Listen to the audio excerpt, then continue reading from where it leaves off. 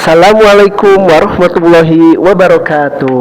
Halo semuanya, kembali lagi dengan saya Dimas dan saya Lutfi di podcast Dims. Di tempat kita ngobrolin berbagai topik menarik dengan gaya asik tapi tetap bermakna. Oke, bener banget nih. Nah, untuk episode kali ini teman-teman, kita berdua akan membahas suatu topik yang mungkin gak akan asing nih kita dengar, yaitu hak asasi manusia atau sering disebut dan bisa disingkat HAM.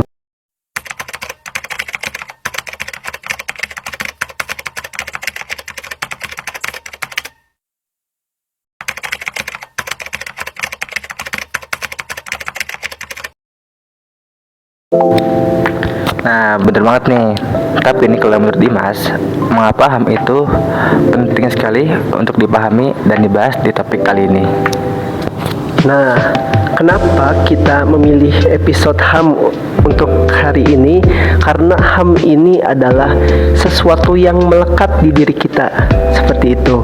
Karena kita semua itu sebagai manusia itu memiliki hak yang kita sudah lahir pun sudah melekat di diri kita, seperti hak untuk hidup, hak untuk beragama, dan lain-lain. Dan itu pun bukan hanya dibahas di SD, SMP, SMA, itu akan selalu kita bahas sampai kita meninggal.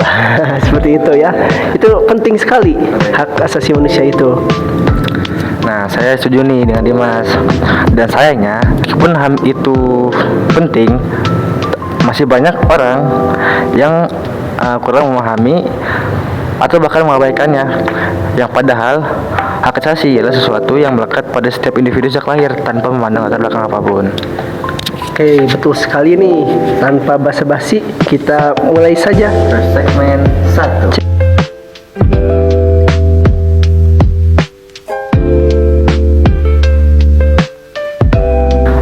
Nah, kalau boleh tahu nih Dimas, Ya. kalau menurut Dimas sendiri, apa sih pengertian HAM dengan pengertian yang lebih singkat dan sederhana? Oke, menurut Dimas sendiri, HAM itu kan hak asasi manusia ya. Jadi kita sebagai manusia sejak lahir pun kita sudah memiliki HAM yang melekat pada diri kita.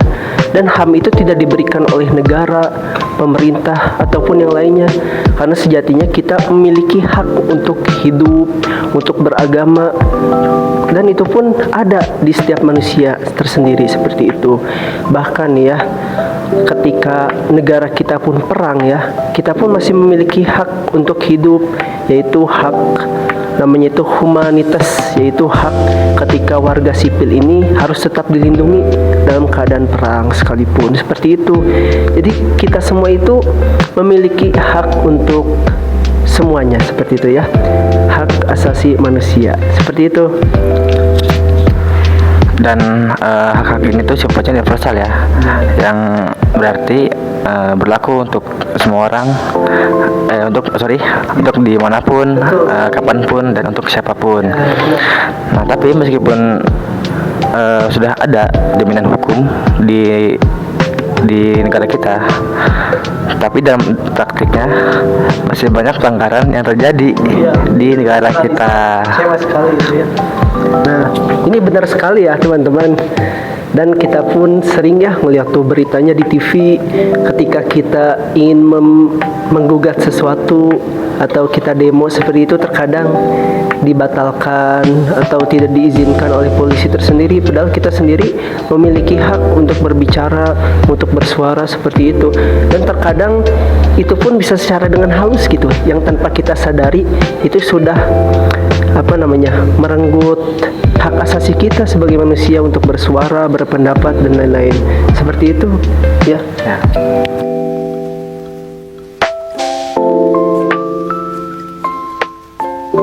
Oke, kalau bicara soal pelanggaran HAM, kalau menurut Dimas nih, apa kasus yang paling didengar atau yang paling mencolok lah di negara kita sekarang?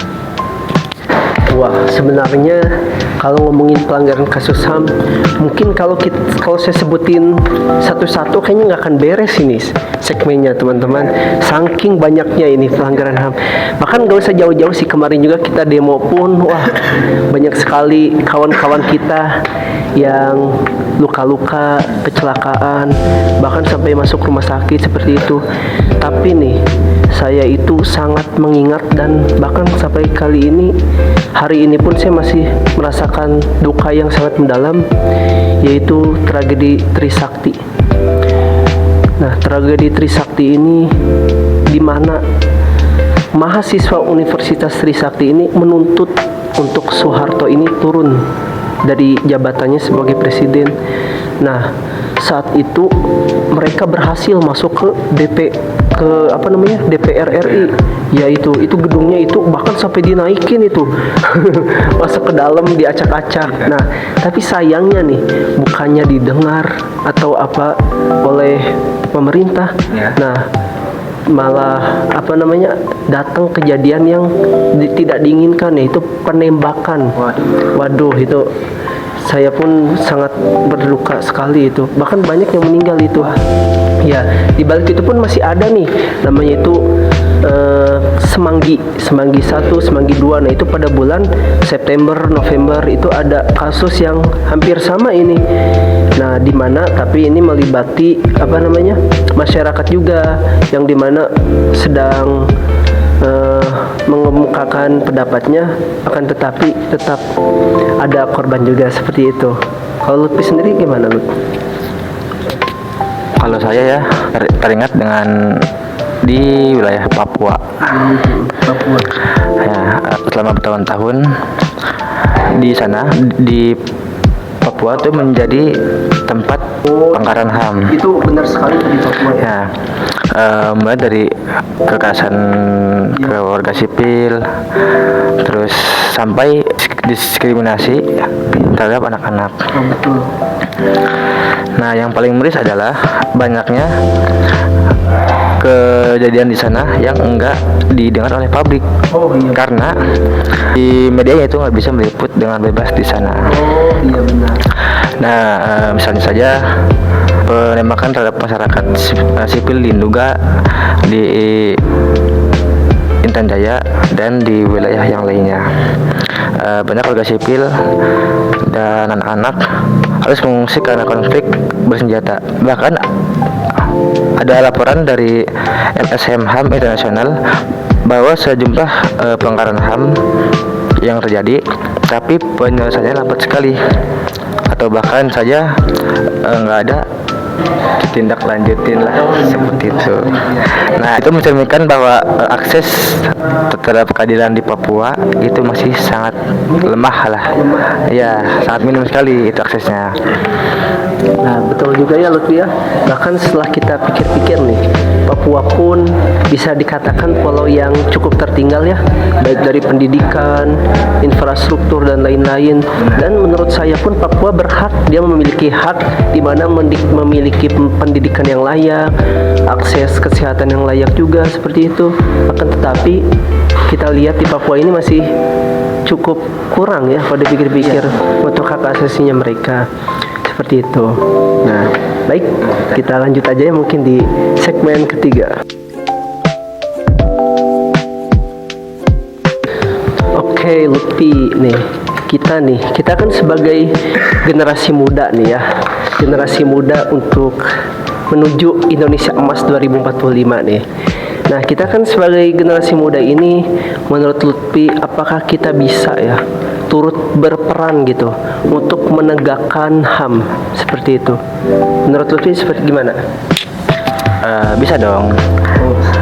Kita nggak harus menjadi aktivis atau pejabat untuk menjaga HAM. Nah, mulai dari hal kecil aja, seperti menghormati pendapat orang lain, nggak menyebarkan kebencian, dan membantu orang lain yang mengalami ketidakadilan, seperti itu. Nah, bahkan di medsos pun seperti WhatsApp, Instagram, Facebook, dan lain-lain ya, kita bisa berperan sebagai penyebar informasi yang benar, bukan sebagai provokator gitu Dimas. Oh ya, benar juga ya. Dengan kita menyebar informasi ke sosial media, itu pun kita sama dengan berempati seperti itu ya. Empati dengan apa namanya itu, kondisi saudara-saudara kita. Ya, mungkin dengan ada saudara kita yang Papua yang menyuarakan haknya yang tidak dipenuhi. Nah, kita membantu dengan menyebarkan. Oh iya, di sosial media itu pun kita sama dengan menegakkan dan menjaga HAM juga. Bener. Oh, seperti itu ya, Lutfi ya. Oke lah, seperti itu. Nah, jangan lupa belajar juga bagian dari perjuangan HAM. Makin kita paham, semakin sulit kita dibodohi atau diarahkan ke arah yang salah. Oke, benar. Nah, kita bisa mulai dari membaca, dari diskusi, bahkan mendengar podcast seperti kita ini. Oh iya, benar juga. Seperti itu Dimas. Karena podcast kita pun sangat menumbuhkan ilmu-ilmu yang baru juga ya. Betul ya. Oke, kita lanjut aja ke segmen selanjutnya.